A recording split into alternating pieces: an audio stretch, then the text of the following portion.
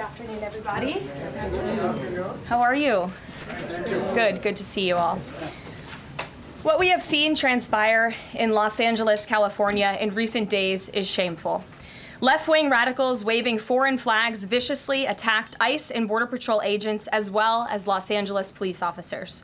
These criminals injured police, threw rocks at police cars and officers, burned vehicles, shut down freeways, and lobbed Molotov cocktails, all because the Trump administration was removing violent criminal illegal aliens from the city. These attacks were aimed not just at law enforcement, but at American culture and society itself. Rioters burned American flags, chanted "Death to ICE," and spray-painted anti-American slogans on buildings. But President Trump will never allow mob rule to prevail in America. The most basic duty of government is to preserve law and order, and this administration embraces that sacred responsibility. Democrats like Governor Gavin Newsom and Mayor Karen Bass shamefully failed to meet their sworn obligations to their citizens. They didn't have the courage to do the right thing and protect law-abiding Californians from rioters. That's why President Trump deployed the National Guard and mobilized Marines to end the chaos and restore law and order. The mob violence is being stomped out. The criminals responsible will be swiftly brought to justice, and the Trump administration's operations to arrest illegal aliens are continuing unabated. When the initial immigration enforcement actions took place on June 6th, Mayor Bass took to social media to say she was deeply angered by what has taken place. Mayor Bass then embarked on one of the most outrageous campaign of lies this country has ever seen from an elected official, blaming President Trump and brave law enforcement officers for the violence. She accused heroic American immigration and customs enforcement officers targeting illegal alien murderers, rapists, and pedophiles of, quote, sowing terror in communities and disrupting basic principles of safety in our city. Around the same time, Governor Newsom claimed that immigration enforcement actions were causing chaos. That's how radical Democrats have become. Their opposition to President Trump has forced them to side with illegal alien criminals in their communities and violent rioters and looters over law enforcement officers who are just doing their jobs. Mayor Bass and Governor Newsom fanned the flames and demonized our brave ICE officers. Instead of defending their city and their state, Karen Bass and Gavin Newsom claimed that in order for the riots and the violence to stop, ICE needed to leave and immigration raids must end. In other words, the position of the Democrat Party is that the federal government is not allowed to enforce our laws and to arrest and deport illegal alien criminals. They're attempting to use a violent mob as a weapon against their own constituents to prevent the enforcement of immigration law. This is deeply un-American and morally reprehensible. President Trump received a clear mandate from voters to reverse the illegal invasion ushered in by Joe Biden's open border and to end the lawlessness represented by Karen Bass and Gavin Newsom's California. President Trump promised to carry out the largest mass deportation campaign in American history, and left-wing riots will not deter him in that effort. Sanctuary cities and states will no longer be allowed to shield illegal criminals from deportation. Just take a look at some of the illegal monsters who were taken off the streets in Los Angeles in recent days. A Vietnamese national and known gang member with a conviction for second-degree murder. A Mexican national with convictions for child molestation who was armed with a dangerous weapon and had previous arrests for robbery and domestic violence. A Filipino national with convictions of rape, assault, burglary, and theft. A Mexican national convicted of statutory rape, narcotics violations, and hit and run. A Nicaraguan national with convictions for domestic violence and hit and run and a previous arrest for willful cruelty to a child. And an illegal alien from Mexico who was arrested after allegedly throwing a Molotov cocktail at law enforcement officers during the Paramount riots on Saturday. He is now being charged with attempted murder. Law-abiding American citizens do not want these public safety threats living in their communities, no matter what Democrats like Karen Bass and Gavin Newsom may claim. And let this be an unequivocal message to left-wing radicals in other parts of the country who are thinking about copycatting the violence in an effort to stop this administration's mass deportation efforts. You will not succeed. Any lawlessness will only strengthen this president's resolve to defend the majority of Americans who want to live their lives peacefully, free from the fear of violent, criminal, illegal aliens. As President Trump said, order will be maintained and illegal aliens will be expelled from our country. In economic news, the latest Consumer Price Index inflation report came in today below expectations again. Since President Trump took office, inflation has come in below economics expectations every single month. Core inflation held steady and remains at the lowest level since March of 2021. Wage growth remains strong. The average private sector worker is on track to see their real earnings increase by around $1,200 adjusted for inflation. And prices continue to fall for everyday Americans. Energy prices fell from April to May. Gasoline has fallen each month since President Trump took office, down 12% over the past year. And prices for meat, poultry, eggs, and fish are all down from April to May as well. Under President Trump's strong leadership, America is beating Joe Biden's record-high inflation crisis. And once the One Big Beautiful Bill passes, our economy will boom like never before. This bill is the largest tax cut for middle-class Americans in history. The One Big Beautiful Bill gives a 15% tax cut to working Americans and families. We'll see increased take-home pay of $10,000 per year. The One Big Beautiful Bill expands the child tax credit to $2,500 for more than 40 million American families with children. And the One Big Beautiful Bill cuts taxes for overtime workers, saving them nearly $2,000 per year, and ends taxes on tips, saving tipped workers nearly $2,000 per year as well. All of these provisions are broadly popular with an overwhelming support from the American people. We need Republicans in Congress to finish the job and send the One Big Beautiful Bill back to President Trump's desk for his signature as soon as possible. With that, we'll get to questions. I'm sure you have many of them today. Here in our new media seat is Elizabeth Mitchell, the White House correspondent for the Daily Signal, who's not afforded a seat in this room, but today she is. Thank you, Elizabeth. Thank you so much, Karoline. I have two questions, if that's okay. First, a few Republicans on Capitol Hill are suggesting that President Trump scale back deportations, even as ICE is reportedly gearing up for raids in 5 more Democrat-led areas. Would anything dissuade President Trump, and would he consider sending in Marines if anti-ICE violence occurs in these cities? Well, I think I may have just answered both of your questions with my opening monologue. The Trump administration is going to continue the mass deportation effort that the president promised the American public. Many of you were at those rallies in cities and communities across the country when the president spoke about his commitment to removing violent illegal criminals and anyone who has broken our nation's immigration laws from American communities. And God bless our ICE and Border Patrol who are working hard on that effort. This administration is going to continue that. And it's part of the reason we do need the One Big Beautiful Bill to pass as well, may I add, because the bill provides funding to hire more ICE agents and Border Patrol agents, more personnel on the ground to conduct this important public safety work. Thank you. And on another topic, President Trump has indicated that aides to former President Biden who used the auto pen to sign major orders and pardons should be investigated for potential crimes. Does he think that Biden allowing, or at least being negligently unaware of this activity, was an impeachable offense? I haven't heard the president address whether it's an impeachable offense, but it could perhaps be a criminal offense, especially on behalf of staffers who may have been utilizing the president's signature without his authority or consent. I understand that Republicans on the Hill are moving in the right direction to call attention to this and to bring in some former White House staffers who clearly knew more than they ever shared and never addressed with the American public. And so we look forward to seeing where this investigation continues. And I know the Department of Justice is also looking into the matter as well.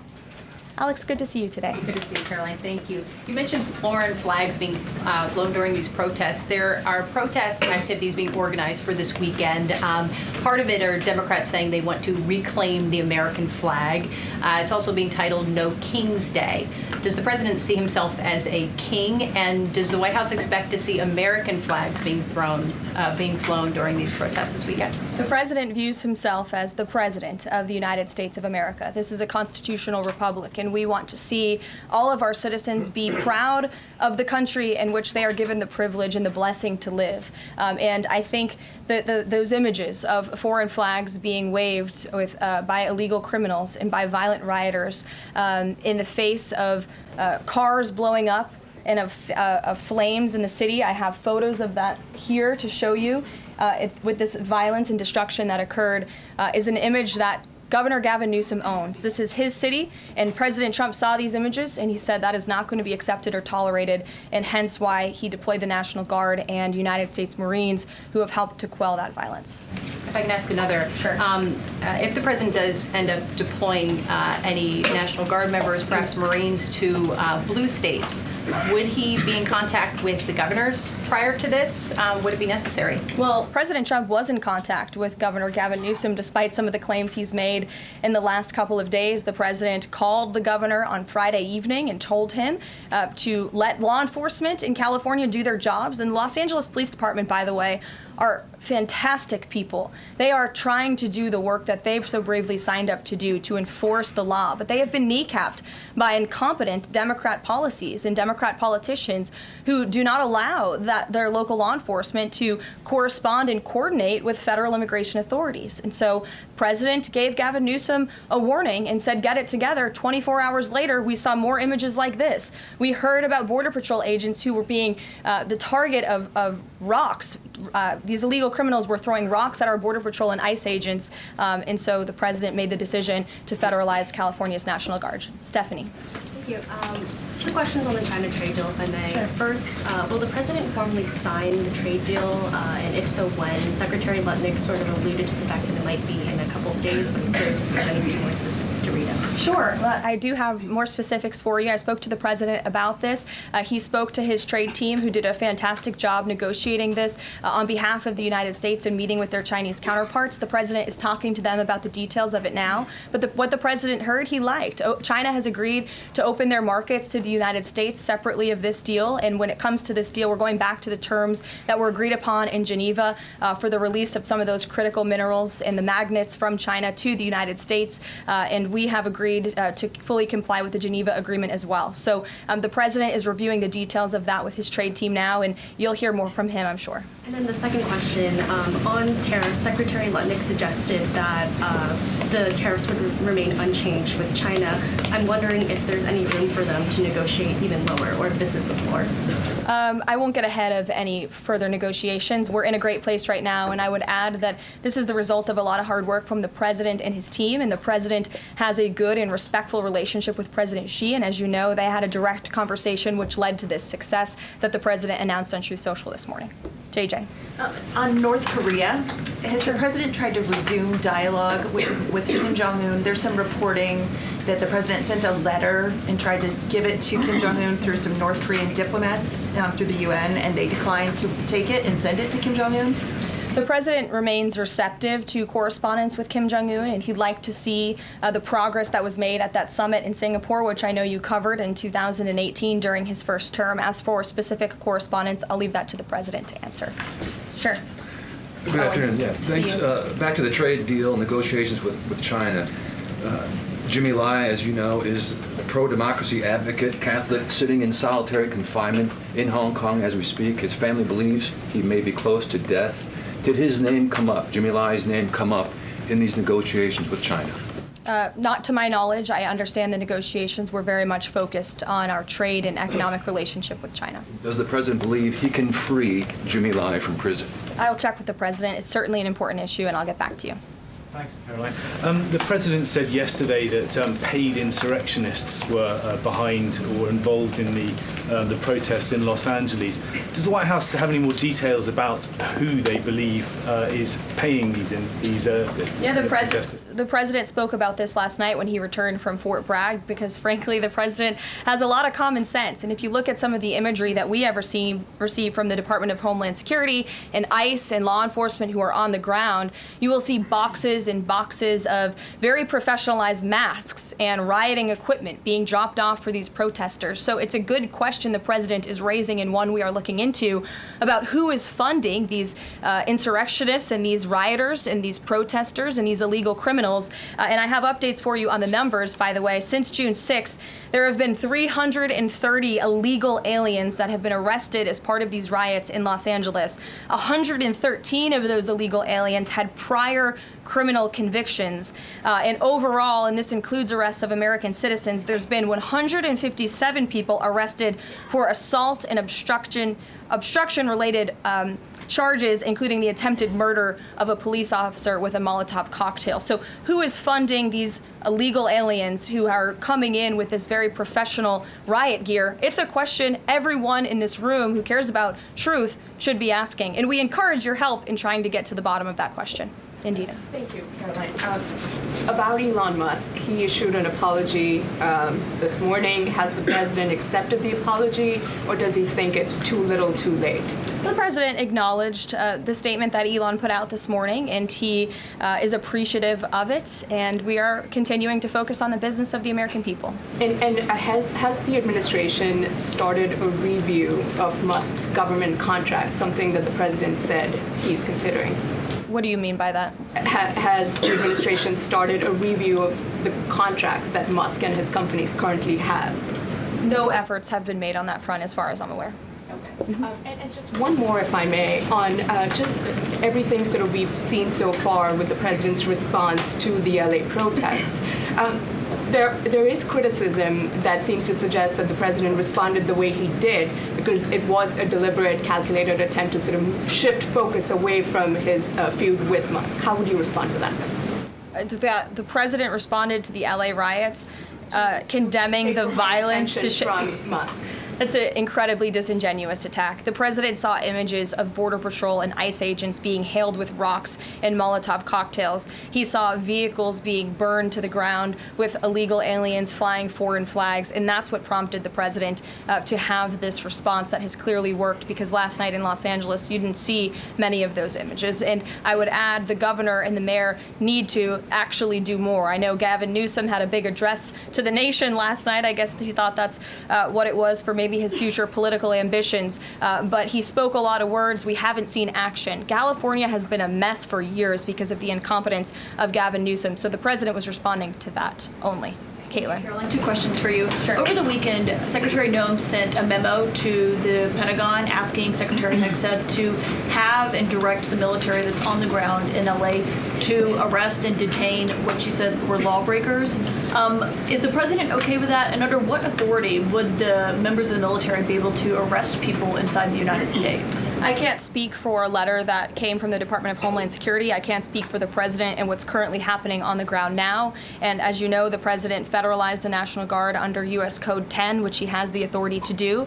And our United States Marines and the National Guardsmen and women who are on the ground right now are helping to create a peaceful environment for ICE and Border Patrol, who were being, again, hailed with rocks, who were being violently and viciously attacked. They needed reinforcements, and so our United States Marines who are on the ground are providing those reinforcements to ensure the environment is peaceful so that these raids and deportations can continue. But he realizes they can't actually arrest people unless he invokes the Insurrection Act, which, I mean, seemingly was not something that was in Secretary Noem's memo, a clear distinction she did not make there. Again, you're trying to conflate a letter that was sent to the Department of Homeland Security to the president's legal authority. The president understands the legal authority that he invoked, and that's the current situation right now. When it comes to federalizing the National Guard, what is the specific criteria that the president is using for when he's deciding to do that, and in which states? The president was asked and answered this yesterday. He wants to see an end to the chaos and the violence. He doesn't want to see law enforcement officers being attacked. He wants to see peace. He wants law-abiding Californians to be able to bring their kids to school,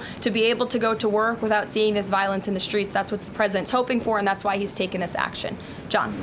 Thanks a lot, Karoline. Two questions on two separate topics. One has to do with the military parade taking place here in Washington this weekend. There's a lot of security around the White House complex, around the Capitol complex, even along the tidal basin. Is that just proactive? Are you expecting anything in particular in terms of unrest like we've seen in Los Angeles? These are proactive security measures to protect those marching in the parade, many of whom will be veterans and our brave men and women in uniform and Gold Star families. There's going to be military families from around the country who are flying into this parade. And of course, it's to protect the spectators who will be enjoying this incredibly patriotic show on Saturday, and I hope you'll all join us there. And then secondly, Secretary Pete Hegseth testified on the Senate side of the Capitol today, and he was asked about America's, the administration's view of Vladimir Putin's intentions, and specifically it was asked whether or not his intentions go beyond, his territorial ambitions go beyond Ukraine. When that question was posed to the chairman of the Joint Chiefs of Staff, General Kane replied that he does believe that his territorial ambitions go beyond Ukraine, but Secretary Hegseth says it's not clear at this point. How does the president view this issue?